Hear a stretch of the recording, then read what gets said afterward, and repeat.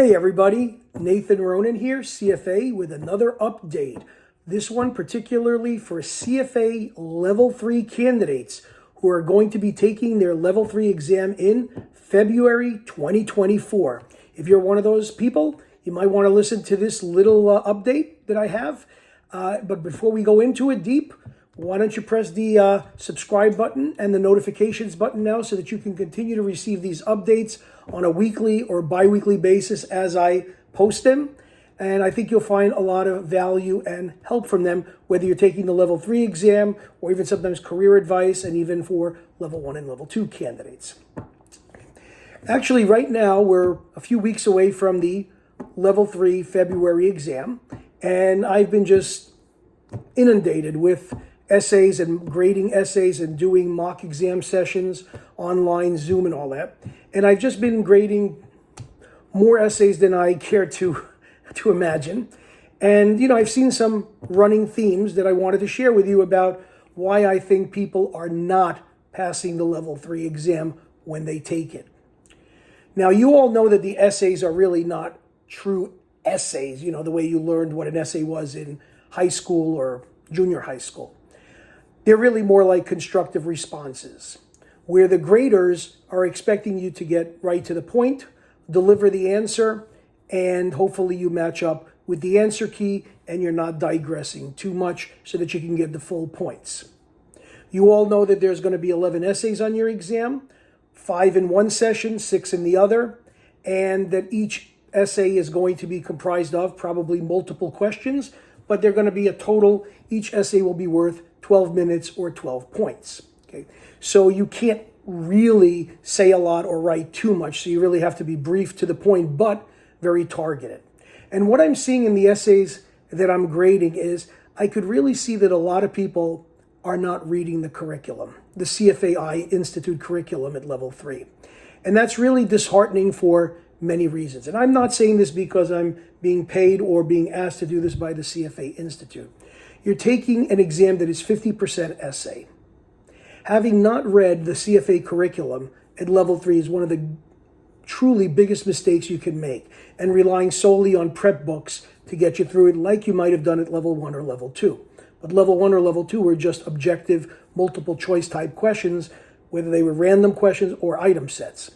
Level 3, as you know, is partially multiple choice in the form of item sets, so most people don't struggle with that too much because they've had that exposure at Level 2 and are kind of familiar with it. But when it comes to the essays, that is the crucial point. And if you're just going to, read, shortened, sanitized, very brief Cliff Note, Monarch Note type study notes to pass the Level 3 exam, you're really putting yourself at a significant disadvantage when it comes to showing the graders that you know what you're talking about, because you won't have all of the background that the curriculum readings provide you with. Another point is, the Level 3 curriculum doesn't have some of the topics that really don't interest many candidates, like quant and economics and corporate issuers and financial statement analysis.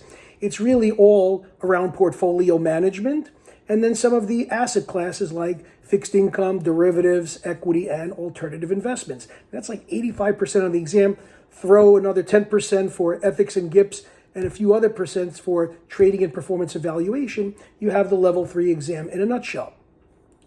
If you're not really happy with the curriculum readings because A, you don't like to read, B, you find it time consuming, or C, you're bored, well, okay, but you're going to end up possibly taking the exam a second time or more. I'm seeing lots of candidates coming to me. I'm taking the exam for the 4th time, 5th time. Nathan, could you please, help me?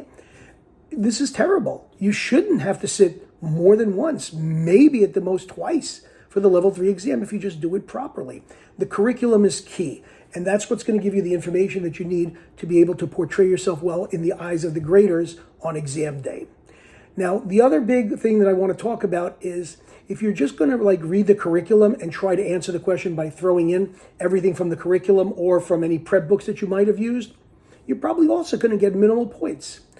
Many of the answers to the essays, especially the ones that require you to discuss, explain, justify, you want to write a couple words, justify, because the expected return is higher?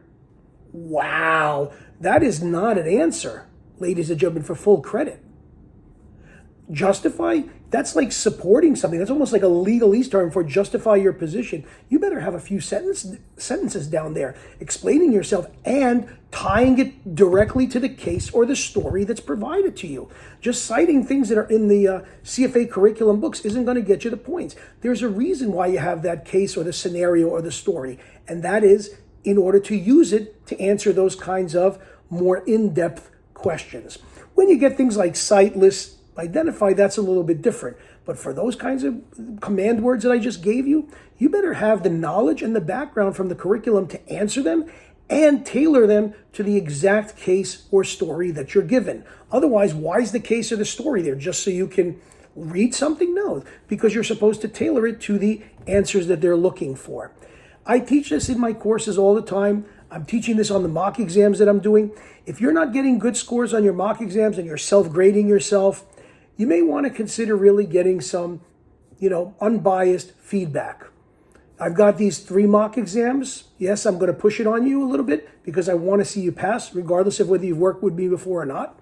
You can do them live with me on January 28th, which is this coming Sunday, on Zoom if you want to. But if you don't want to, you can also just take a recording of that Zoom session that I'm doing on January 28th and do the 3rd exam. And then submit it to me. Either way, you'll get graded with feedback, whether you do it live or on demand. Same thing for Mock 1 and Mock 2. The live session has already been recorded. If you want to do those at your convenience, at your time zone, do them online, submit them to me. You'll get your grades and feedback within 24 to 48 hours and see what you're getting right, what you're getting wrong, and what can you do to improve this before the real exam day, because I don't want to see you fail. I really don't. Nobody wants to see you fail. You don't want to see your fail. Do the most you can so that you don't have to retake this in August and that you could just move on with your lives. That's my little message for you. If you have any desire to look at my website, it's chalkandboard.org. That's CHALK and AND board, BOARD. That's chalkandboard.org. And we're offering a really great promotion right now that my marketing people have put together. So take advantage of it and pass this exam next month. Good luck to you and hope to see you soon. Bye.